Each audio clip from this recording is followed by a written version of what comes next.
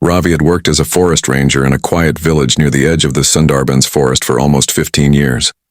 He had rescued many animals, monkeys, birds, snakes, even wounded tigers. But never in his life did he imagine that one day, an animal would return to find him. That day, Ravi was patrolling deep inside the forest. The trees stood tall and silent. The air was thick with heat, and the sound of insects buzzed all around. As he walked along a muddy path near a dried-up riverbed, he noticed something strange ahead. A small figure was standing in the middle of the path. As he got closer, he saw it was a young jackal, thin, dusty, and trembling. But what made Ravi stop in his tracks was how the jackal stood on its hind legs with its front paws held together, like it was begging. Ravi blinked, unsure. He had seen many things in the wild, but never this. The jackal did not run. Instead, it looked straight at him with wide, tearful eyes, letting out a soft, broken cry. Then Ravi noticed something, an old wound on its ear, a scar. He gasped. This was the same baby jackal he had rescued 4 months ago from a trap, back when it was just a helpless pup caught near a farmer's field. He had treated it and released it weeks later near this forest.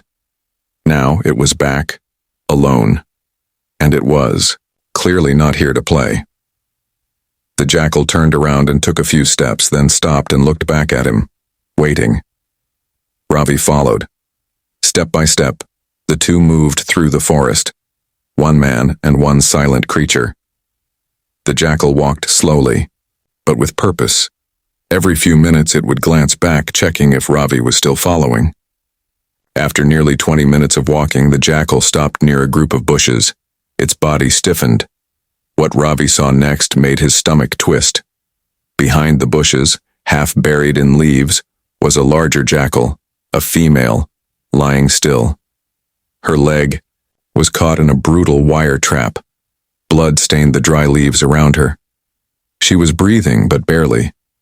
The young jackal rushed to her side and whimpered, nudging her gently. Then it turned and looked at Ravi, eyes filled with silent desperation. Ravi knelt beside her. "Easy, girl," he whispered. His voice was calm and soft, the same way he spoke to scared animals. The mother jackal opened one eye slowly. She was in pain, but hearing his voice seemed to ease her fear. The trap was old and rusty, likely set by a poacher. The wire had cut deep into her leg, and if it wasn't removed soon, she might lose it. Or worse. There was no time to think.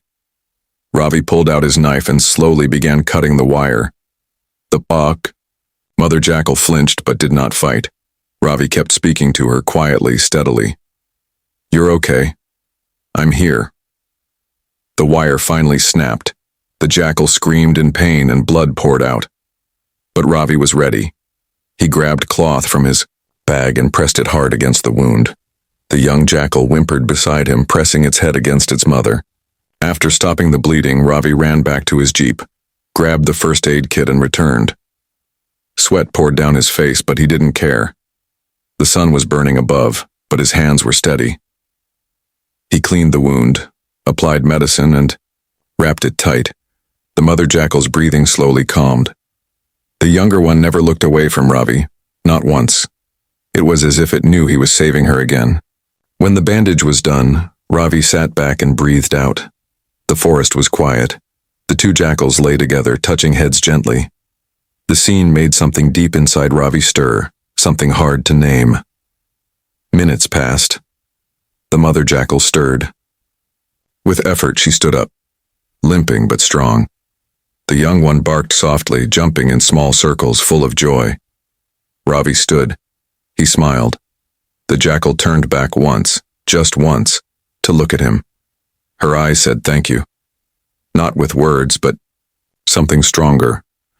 Then she turned and walked into the trees, her young one beside her. Two shadows slipping into the forest, disappearing into the green and gold light. Ravi stood there still. He picked up the broken wire trap and packed it away. That would go straight to the forest officer. Before he left, he turned once more, to look at the forest path where they had gone. It was empty now, but it didn't feel lonely. Back at the ranger station, Ravi told his team everything. At first they didn't believe him. A jackal came back and begged you? They laughed.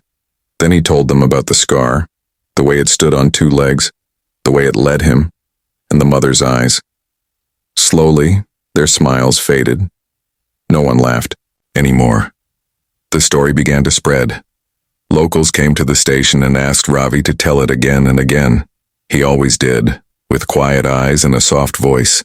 No fancy words, no drama, just a small jackal, a scar, and a second chance. Ravi would always end the story the same way.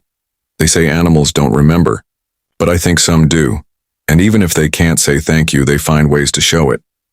That jackal didn't come to thank me. He came because he trusted me. And sometimes, that's enough to change everything. The story became a quiet legend among villagers and visitors. Children sat wide-eyed, elders wiped their eyes silently, and somewhere deep in the forest, a mother jackal walked beside her young one, both carrying in their hearts a memory of the man who didn't just save them, but saw them.